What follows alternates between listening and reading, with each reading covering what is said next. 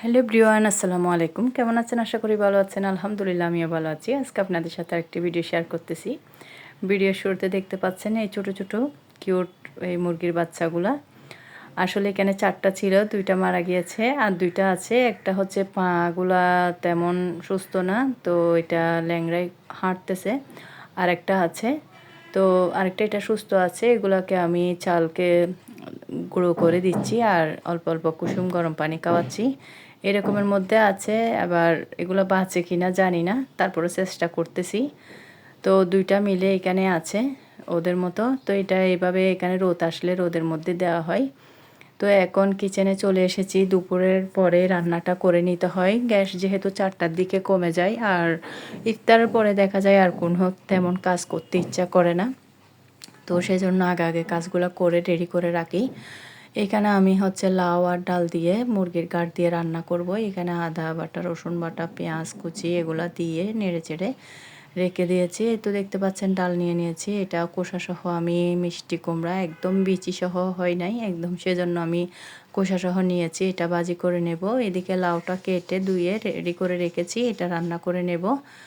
আর এই তো এখানে আগে অল্প মুরগির মাংস আছে এখানে, আর এটা রান্না করে নিচ্ছি।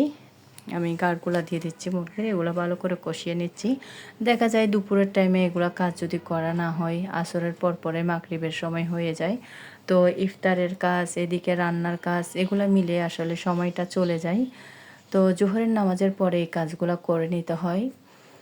এই তো, আর রান্নাটা করে নিচ্ছি। করার আগে আমি ভাতটাও রান্না করে নিয়েছি। এখানে বিরিয়ানি করে এটা রেখে দিয়েছি গরম থাকার জন্য। আর সেহেরির রান্নাগুলোও করে নিচ্ছি।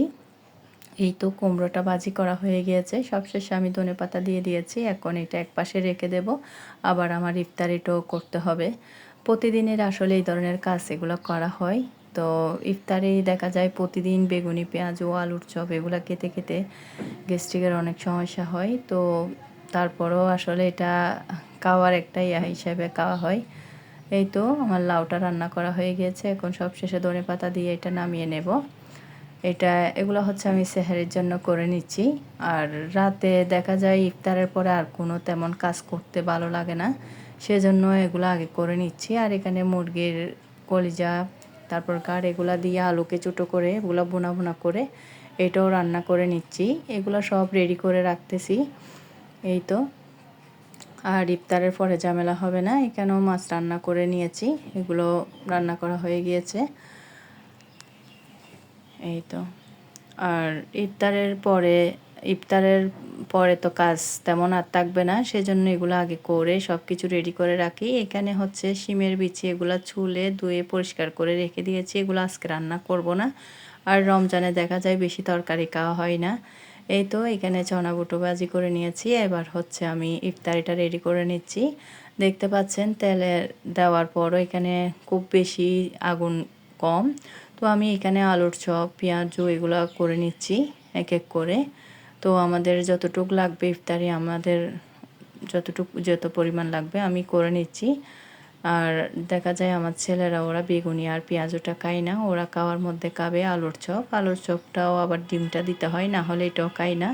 তো ওদের পছন্দ মতো ওদের জন্য এটা করি। আর এটা দেখা যায় বেগুনি পেঁয়াজ ও আলুর চপ প্রতিদিন খেতে চাই না। একদিন বা 2 দিন খাওয়ার পরে বলে যে এগুলা কি প্রতিদিন খাবো, মানে আমার বড় ছেলে এই কথাটা বলে। ওকে দেখা যায় অন্য কোনো কিছু দিতে হয়। তো এভাবে ও যেটা পছন্দ করে এভাবে করে দিই। তো এখানে বেগুনি কাটা আছে, এগুলো করে নেব। তো এগুলো আমি একবারে করে নিয়ে অনেকগুলা কেটে রাখি। তো ইফতারিটা রেডি করে নিয়েছি। এই তো এগুলা রেডি করে, আসলে এগুলা গরম থাকে না, ঠান্ডা হয়ে যায়। তারপরও কিছু করার নাই, আবার না হলে কিনে আনতে হবে, না হলে আবার পরে তো আর বানানো যাবে না। সেজন্য আমার ভিডিও আছে এই পর্যন্ত। আল্লাহ হাফেজ, আসসালামু আলাইকুম।